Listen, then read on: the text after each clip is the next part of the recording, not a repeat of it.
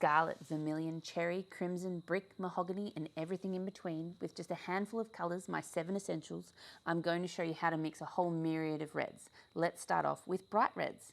Here I've got the 7 colours. We kick off with quinacridone pink, it helps if I can say it, and I'm going to mix it with a tiny touch of lemon yellow. So I use magenta as a primary as opposed to red, which actually opens up a broader range of colours to mix from than if you use just a traditional red from the tube.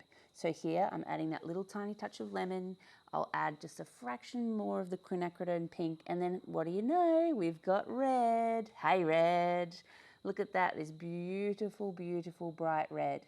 When we use our pure primary, so just the yellow and the magenta together, we get a really clear hue, so a really nice bright red, no shade, no earth tone whatsoever.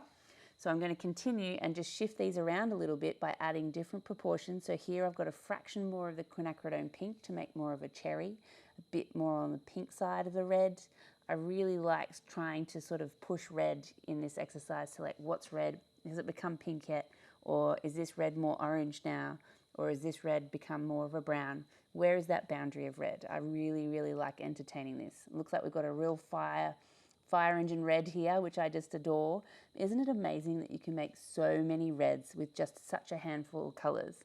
Here, we're going to change it up. So for our 4th colour, we're going to do quinacridone gold as opposed to the lemon yellow. And I really enjoy this combo because I think you get a much more punchy red. It's why I actually include quinacridone gold in my 7 essential colours. The video of which, if you haven't watched, please watch that first before you watch this. It'll make so much more sense. So here we go. I really like the quinacridone gold because it is so bold and so vibrant, and you get these really, really rich tones. So I'm going for a bit more of like a true red here, maybe even slightly cherry, and then I'm going to add some more of that quinacridone gold for a more vermilion style red. I really love these super bright tones. Because the quinacridone gold is so bright, you tend to still get quite clear, bright reds using it. Next up, I thought I'd show you how to make some earthy reds. So of course we also still buy our burnt sienna and all of these colours in the tube. How many tubes do we honestly have? Come on, confess in the comments. I'd be so dying to hear. I try and restrict my palette so that it forces me to mix my colours. I think it is a much more sophisticated way to work. Your language and your harmony inside your work is so much stronger when you're not relying on pre-made colours and you have that ground of colour mixing behind you. So right here I've gone for a sort of burnt sienna kind of mimic here. I think it's a really nice one to sort of start off with. I've got burnt umber. It's actually hiding off the edge of the palette. I'm really sorry about that. I misframed my original frame and then it just skipped out. So here we go. We've got quinacridone pink. Going to add in a little bit more. Didn't get quite enough. Why not just grab the rest, hey? A little bit of burnt umber again. And then what are we going to add in now? Let's do a little bit more quinacridone. Why not? And then we've got beautiful bricky kind of red there. I love that tone so much. I just really want to sort of emphasize, oh, here we go. We're going to add some French ultramarine. I think that's a really beautiful way to sort of tone down a red. The minute that we add a 3rd primary into any color mix, we're talking shades, not hues. So our first column is technically mostly all hues where they're mixed from 2 primaries. Whereas in our 2nd column, the earthy reds, to make an earthy color, you have to have all 3 primaries in the mix. So all of these are technically shades, which makes them earthy. I hope that makes sense. But we don't find them on the clear-cut, beautiful, crystal clear colors on the outside of the color wheel. Here we've got the quinacridone pink gone in with some quinacridone gold and a little bit of Payne's grey. A little bit more Payne's grey, why not? Why not?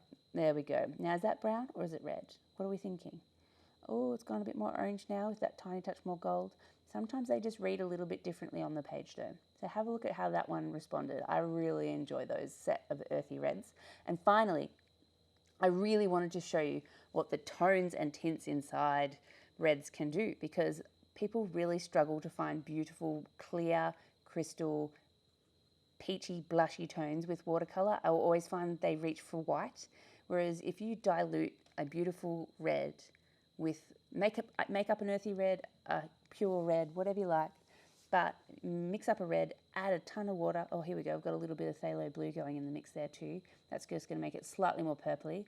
I adjust my palette so you can see me adding the water, and as you can see, you get the most ridiculously beautiful, clear, crisp color.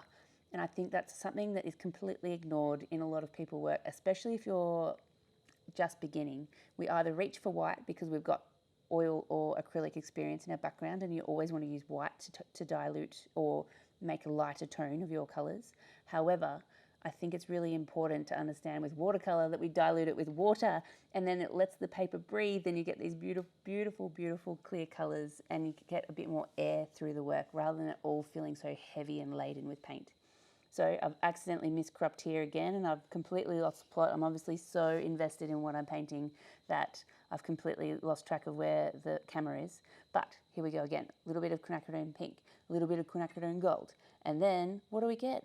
This gorgeous soft pink. These colours you do not need to buy in the tube. These are ones you can mix, save yourself the money. Go spend the money on beautiful cotton paper and really high quality brushes. Just buy a handful of paints.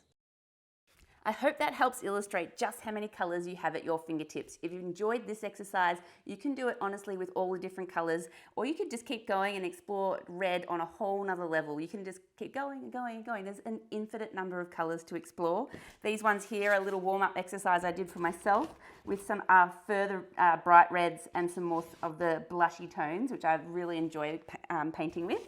So I just thought, why not share this, because I feel like especially mixing red, which seems to be one that you just automatically buy in a tube. It comes in every pre-made set, but when you have control over it and you can really see the differences, I think it makes the world of difference to your work. If you've enjoyed this, please join me for the magic of color mixing. It's an online course which is a great big deep dive into color theory, and you will feel like a color whiz at the other end of it. And you know what to do. Like and subscribe, and I hope to see you in the next video.